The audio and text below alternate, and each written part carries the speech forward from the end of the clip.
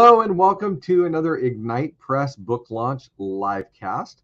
Boy, we've got an unusual book today, and it is a beautiful book for multiple reasons. And we have a terrific author, and I'm going to introduce you to both in just a moment. I'm here at Ignite Press. We specialize in helping people bring their message to the world, especially for books that will be used within a business or brand for the authority of the author. So if you were watching this and you have thought about writing a book, or you have started writing a book, or you've already written a book and you'd like to see it get on Amazon and Barnes and Noble and all of those outlets, and a book that would really impact your business or brand, then by all means reach out. In fact, you can set a call with us at ignitepress.us, not .com, but at ignitepress.us, and I would love to talk with you about your project. So now let's get on to the main event. Today is special because I have with me Gina Graham, the author of Body Beautiful. Gina is I think of her as a professional photographer, and she's so much more than that because she's a licensed clinical social worker, and she specializes in working with people with eating disorders, body image, depression, anxiety, and women's issues. And she's been doing this for more than 2 decades. She's also, however, a phenomenal photographer, and you're going to see that as we talk about her new book, Body Beautiful, how changing the conversation about our bodies has the power to change the world. So let's bring her on. Hello, Gina. Hi, Everett. It is great to see your smiling face. And today's a big day. Your book is launching. Yeah. It's on Amazon. Sales are happening. Like, this is a big deal. Yes, thank you. It is so exciting. It's just been such an amazing experience. And I want to just first and foremost say I'm so glad that I got introduced to you, because it's been so phenomenal to work with your team. And I, never having done this before, I was feeling very nervous and overwhelmed. And, there's a lot of information out there, but honestly, you guys have just held my hand the whole time and been incredible. So I can't thank you guys enough. Your whole team there's been phenomenal to work with. Thank you so much. And I appreciate those kind words. I'm grateful that Cindy Chosick introduced us. Yeah. Shout out to her, a great ghostwriter and content editor. And Yes. so super cool. Now, by the way, if you're watching this live cast, feel free to, in the comments, add a hi, a hello, hey, I just got your book, or ask a question or share a comment, and I can bring that up on the screen and we can talk about it. So please do that. Okay, Gina, so let's do this. First, tell everybody more about you. Like, how are you, who are you, and how did you get here? Okay. Yeah. I mean, I am a licensed clinical social worker. I actually have been in the field of specifically working with eating disorders and body image and women's issues for, almost 20 years. And, what's been interesting about working on this particular project in this book is that for the first time, really, I'm kind of being a little bit more open and sharing some of my own story and how I came to be in such a specialized niche within mental health myself. But, in kind of doing a lot of that work, once I started to have kids and have a family, I at one time, was kind of stepping down a little bit of my clinical work and, kind of focusing on being home with 2 kids, and kind of really reinvigorated a passion and a love for photography. So I had a couple of years where I was really delving deeply into portraiture photography and kind of starting a little side hustle there, and really loving the elements of kind of looking at portraiture and kind of telling a story through capturing an image of someone. And so because of the nature of the struggle for a lot of my clients with their body image and their self-esteem, I kind of found at one point that it was sort of this natural kind of way to marry the 2 passions that I had, to kind of explore how portraiture could almost be healing and helpful for someone who was maybe struggling to see themselves in a way that they felt proud of or they felt good in their bodies. And so I just kind of started doing more of that over time. And I think that's when, things really started to take off in terms of seeing how I could use a portrait to kind of help heal some things within someone, whether it was cultural messages that they had received or self-doubt or specific things that had happened over the course of their lifetime that had impacted their relationship with their bodies. So this book was just kind of a natural extension of that for me, really. Really incredible. And I think about the impact that you're making, marrying these two superpowers that you have, that of counseling and social work with photography. And you've just taken beautiful photography. Your book is beautiful, and I remember some of the discussions we had and just trying to figure out, like, what was this cover image going to look like? Yeah. And some of the images inside. And I definitely want to share some of those images. Tell me first, though, what was the your inspiration behind this particular book, and what you really want to see happen with it in the lives of your clients, in the lives of people who just get the book. Like, what? Let's get into that. Sure, sure. Yeah. And first, I just want to say, that the cover is actually, something that I'm so excited about, because an incredible friend of mine who is a beautiful artist designed the cover of this book. So it's really just so special to me. There have been some really interesting conversations that we've all had together about kind of figuring out the imagery and how to speak to people. But I think, one of the things that has struck me, actually, there's two things I think that I've always. Let's give Julie Chen, let's call her out, because yes, did I not say her name? Sorry, Julie Chen. Great job, Julie. Julie Chen is like the wind beneath all of the wings of this book.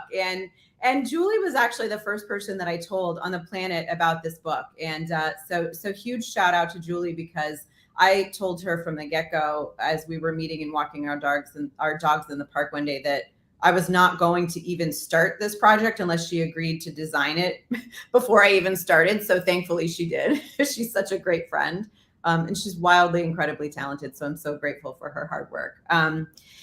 But yeah, I think that, there's two things that have always kind of struck me. I think the first is just how it's always seemed really common and obvious to me how much girls and women struggle in our culture with their body image. I think, there are a lot of reasons for that, but I think, most people can kind of readily understand and identify, yeah, I can see how cultural messages and social media and diet culture and sort of these pressures that we've put on girls and women really for centuries about the importance of their appearance and their body and their weight, how that's really impacted, most girls and women on some level at some point in their lifespan. And so I really kind of have always felt like this is a pretty universal phenomenon in the experience of being a woman in our culture. And the other thing that has always struck me and stood out to me is how, when I've worked with so many of these girls and women over all of these years, it's always so obvious to me what their talents and their gifts and their strengths are. And they are always, across the board, universally bright and talented and have so many gifts and things to share. And they really struggle to do that and to see that and to express that, because they're so busy kind of, eating up bandwidth in their energy and in their minds about, kind of how they look or what their bodies look like or what they're unhappy with about their bodies. And so I've always kind of been struck by how much different the world could potentially be if girls and women would kind of wake up and not be spending so much time obsessing about those things, and instead be thinking about what they're good at or what they know they love to do, or how to express their passions or their gifts in the world in a meaningful or in a fun or in a creative way. And I just time and time again have been a part of or overheard just endless conversations, not even in my therapy practice, but just in the world around me, about how girls and women are sort of chattering and talking quite a lot about their bodies, and most specifically about what they don't like about them or what they're uncomfortable with. Brene Brown, who is a famous author about shame and vulnerability, and she's a brilliant researcher, talks in a lot of her work about how the number one area of shame for girls and women is about their bodies and the way that they look. And so, I just kind of started to get curious about how can we start to turn the tide on that a little bit. I think especially right now in the light of all of the things happening in the world, and the need for everyone to kind of think about what maybe they could share or contribute to sort of help us collectively rise up and move through some of the things that are actually quite turbulent and difficult right now. Okay, so that's really interesting because people talk a lot about the gender wage gaps. Yeah. Between genders, and there's some controversy exist about, okay, if there is such a gap, why does it exist, right? What are the factors that bring it about?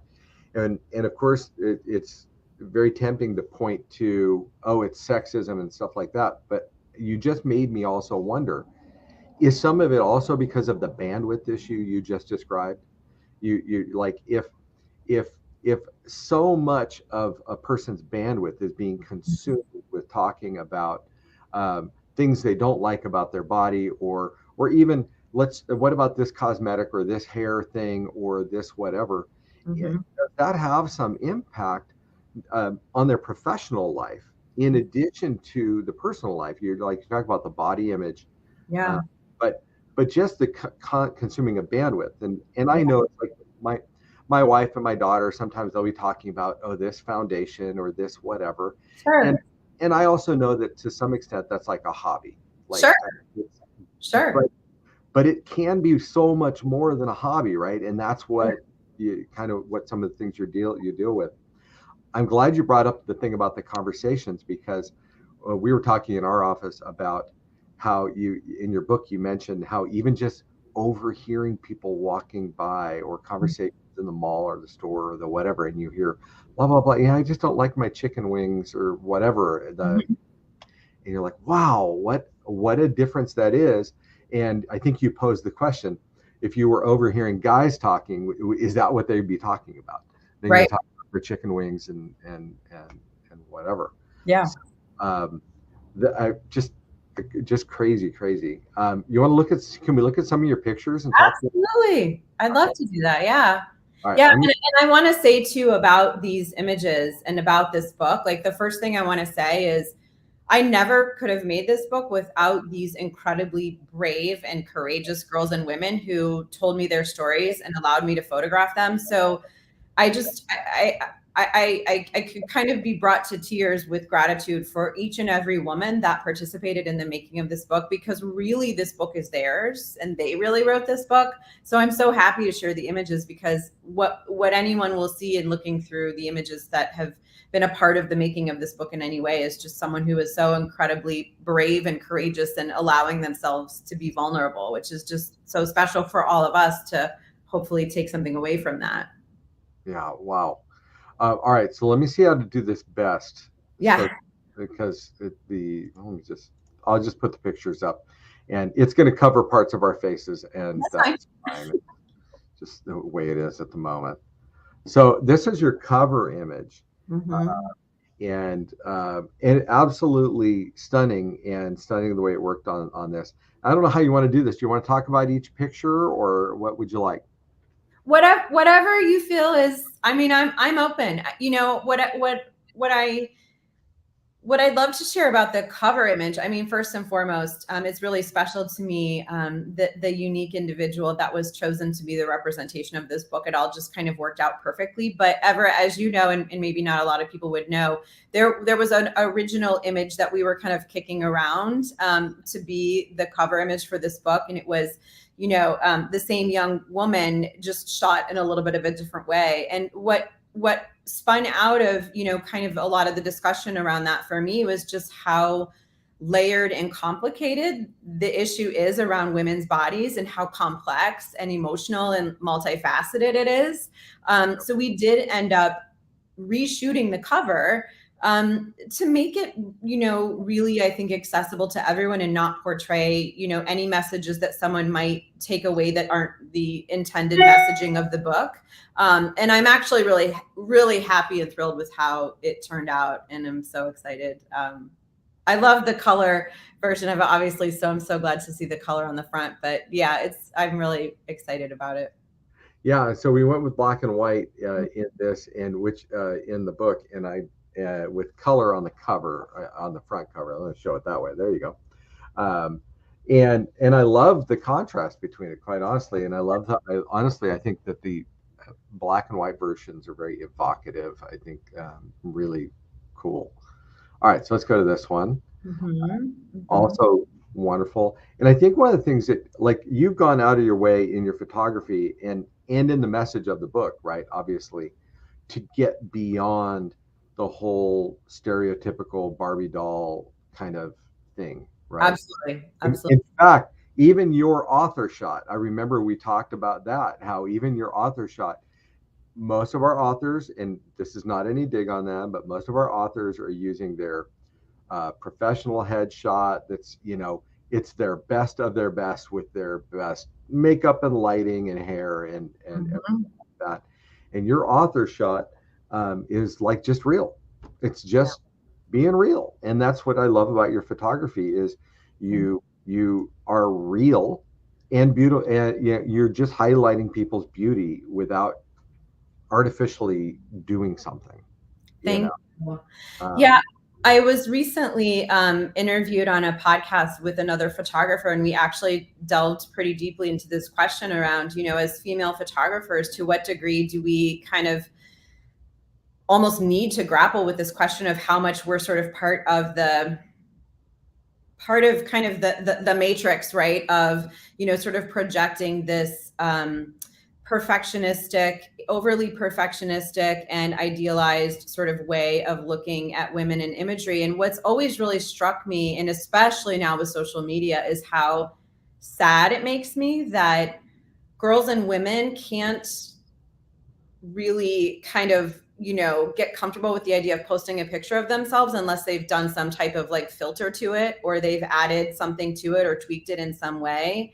And, certainly I've kind of wrestled with that as a photographer in terms of people paying me for images where the expectation is that they're going to love what they see. But women and girls do struggle with the reality of how they look. And it's been incredibly important for me in my portraiture to, not use photoshopping and not use certain tips and tricks to sort of shrink women down or make them look differently than they actually do. And to kind of show them, I mean, that's part of the therapeutic tie-in with some of the girls and women that come to do this work in my office, is to show them what's actually beautiful about their real selves. It's just become increasingly more important for me to kind of look at it from the standpoint of kind of busting through that whole, everything needs to be photoshopped and all the wrinkles and spots need to be removed and all the things. Yeah, and yet, I mean, you're a photographer and you understand the value of post-production. Right. You understand the value, of course, of lighting and composition and color and all of those things as you're shooting. Yes. But also, so, I mean, I'm going to assume that you go back into your best photographs and you're adjusting exposure levels and you're dodging and burning and those kinds of things. Sure. But it's that boundary line between what accentuates what's there versus what is fake. Yes. Right? I mean, yeah. Yes, absolutely. It's interesting because I think, it's almost kind of noticeable, when people kind of see images of themselves that haven't in some ways been tweaked in some way or altered. And definitely as a photographer, I mean, there is an artistry around, making a beautiful image. I think my point is I don't need to change the size and shape of someone's body to make the image beautiful. I don't need to portray them in a way that's not true to how they really are.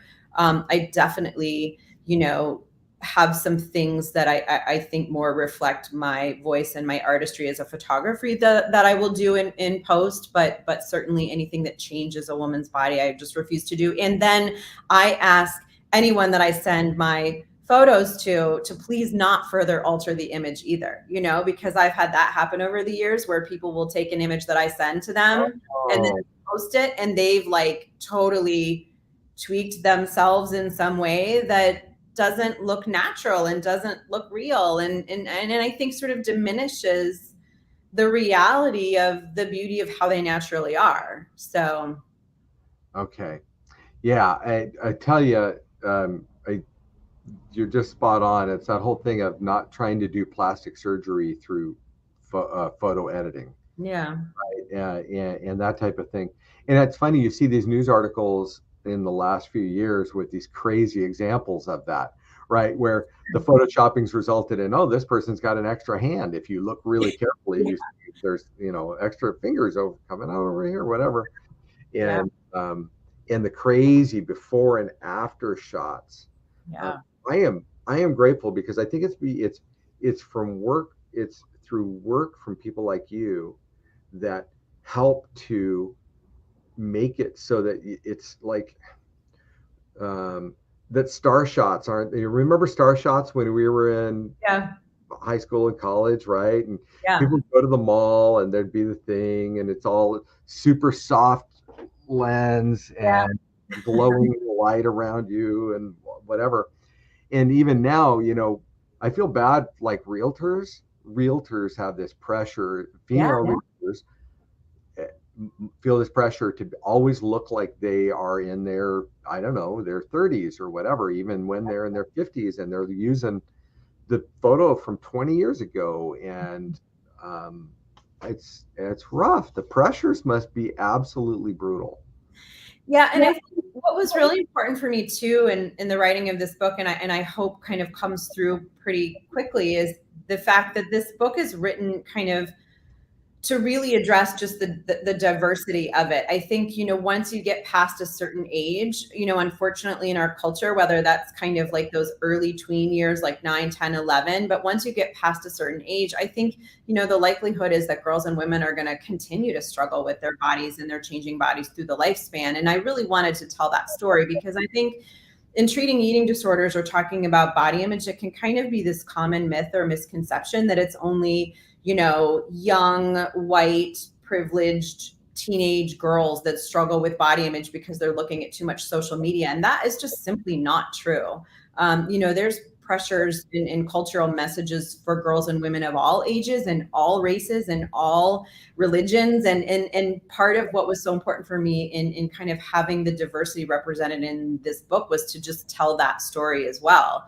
I've collected so many stories of women in their 50s and 60s and 70s who still think about their bodies in this way that kind of, is sort of this diminished way because their body has changed or they've aged or they just feel like, they don't love, what's happened to their bodies or their skin.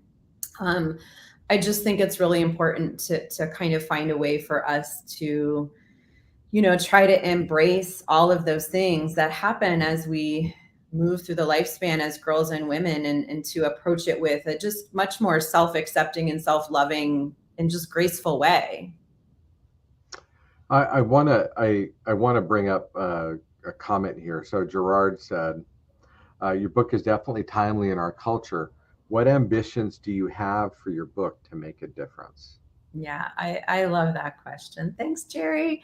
Um, I mean, I could be really honest and grandiose and say like I kind of want to start a movement. I think that we're in this really interesting time where, in some ways, I think that more body positivity and body acceptance and less weight bias is getting better. It's been interesting for me after COVID. I was like walking through a shopping mall and I hadn't been to a shopping mall literally in years. And I just noticed that all of the signage and the marketing had so much more diversity, and had so many more different body types that were being celebrated. 2 weeks ago, I went by a Victoria's Secret and the main ad campaign featured a plus size woman. Even the mannequins that you will see in shops now have a variety of body types.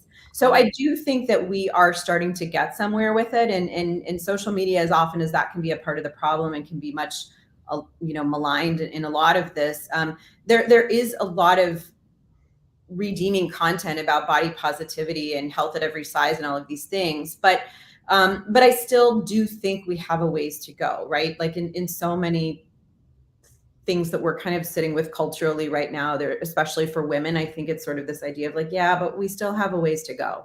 And so my hope is that this book is just really kind of a part of that conversation, really. I mean, I think, I was pretty intentional about not writing like a book that gives you all of the like data and facts and answers and reasons. And, I think my goal in writing this book was just to tell stories and just to kind of share what girls and women are actually experiencing and actually saying, so that someone could read this book and say, how do I relate? Or how does someone that I love maybe relate? Does my teenage daughter, maybe like relate to the teenage story in this book? Or, as my body's changing and going through the lifespan, am I still struggling in areas where I could maybe, just be a little bit more mindful about the way that I'm talking about myself, or the way that I'm treating myself, or the way that I'm talking with my other female friends.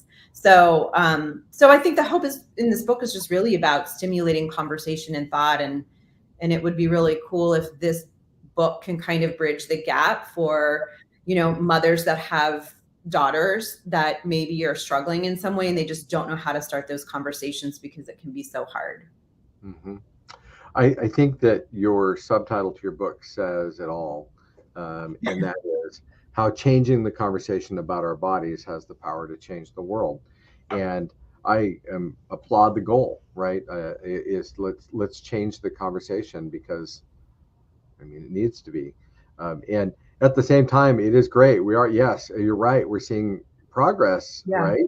Yeah. Seeing progress on the body type and the diversity, questions. We're seeing that. I wonder how much progress we're making in the other part of that conversation, though, that in regards to the bandwidth issue, about just how our society is, in Instagram, social media has been brutal for this. Just continues to drive us to look at the external. It's all about, it's like, and I'm guilty of this too. Like, I'm not going to post on Instagram what I have for dinner tonight, but if I were at a fancy restaurant, I might. Yeah. And I'm not going to post about, the chores I'm doing around the house, or cleaning up after the cat, but I might if I were in some vacation location. And so you get this Instagram life, right? That all you see is these people doing these great, wonderful, exotic things, and you see that. It was funny. This phrase came into our lives when when our children were younger, and it was, never compare your back office to someone else's front office, or never compare your front of stage to or your back of stage to someone else's front of stage. And it was like, oh yeah, it's like you're comparing your life and all the mundane things you do to the highlights and the best things that someone else is showing, assuming that that's their whole life. Right. And I still see us sucked into that big time. Yeah. That comparison trap. For sure. And I think one of the things, that I share in this book is sort of, this book does have some little kind of nuggets at the end of each chapter to kind of say, here's some things to think about, or here's some things to be aware of if you might be relating to this struggle. And one of them is this idea that I say in my practice a lot, which is compare and you get despair, or compare and despair. And I think we all, do it. I think, social media is not necessarily, it's not going anywhere anytime soon, right? And we all do have to kind of reconcile what our own healthy limits and boundaries are with it. And I'm guilty of it too. Like the things, as an artist that inspire me are things like music and travel and, just things that to me sort of visually look or seem beautiful, or that kind of light a little spark inside of me. And so it could be really easy for someone to look at my, Instagram stories and say, oh, well, that's just Gina's highlight reel. And I'm not, sharing, all of the mundane or, the difficult things of life or whatever. And I do think that some people on social media are definitely trying to create an atmosphere of more authentic vulnerability. So I do feel like we're kind of seeing maybe different influencers or even celebrities talking about the fact that maybe they struggle with a mental health diagnosis, or they have had bulimia, or, different things that I do think kind of help. But I do think that that's part of the conversation too, right? How do we all navigate this world of technology in a healthy way that still keeps us grounded and connected to what's really meaningful and to the people around us, and aware of what really makes us who we are. And it's not always those things that, we're showing people on social media. Yeah, absolutely. And it does just touch our human nature, right? Yeah. It's Yeah. human to compare. It's human nature to share the highlights, not the low points. Yeah. And social media just feeds on that and like magnifies it, right? It's like Sure. amazing. For sure. Well, Gina, thank you so much for joining us today, and thanks for giving us an opportunity to be part of this phenomenal book. I'm going to tell people about it one more time, and then I'm going to sign us off. Okay, Gina? Okay. Before I do that, is there any last message that you'd like to get out there? Any last point you'd like to cover? I don't want to leave this without giving you the last word. Yeah, no, I just want to say I'm so incredibly grateful for all of the support. I mean, it's kind of blown me away. I'm sitting here today just feeling incredibly blessed and just really grateful. And as all of the comments have come along the bottom of people that have joined on even today or shared this, I'm just so grateful. And it's been a really beautiful experience for me to be a part of this. And I could not have done it, honestly, without you guys. So I'm just so grateful for your whole team and the opportunity to just share what I'm doing in the hopes that it's helpful. Well, we've loved working with you on the project, and we're just so excited to see it out there in the wild. Yes, Other people are congratulating you as well, by the way. I see all of these beautiful comments coming. Thank you. Oh, yeah. Chris pointed out, she goes, I wonder what it's like to be photographed by you. Your book makes everyone seem so comfortable. And that is so true. Really, really wonderful. All right. Yeah. So let me pull this up one more time and tell everyone where they can get your book. That Body Beautiful is available on Amazon today. You can pick up the paperback version. You can also grab the Kindle, which is at a special price right now of $2.99. That will not last, but definitely pick that up and reach out to us if we can ever be a resource for you in regards to publishing your book. Thanks again for joining us on this live cast. Just another congratulations to Gina and this great accomplishment. Take care and God bless.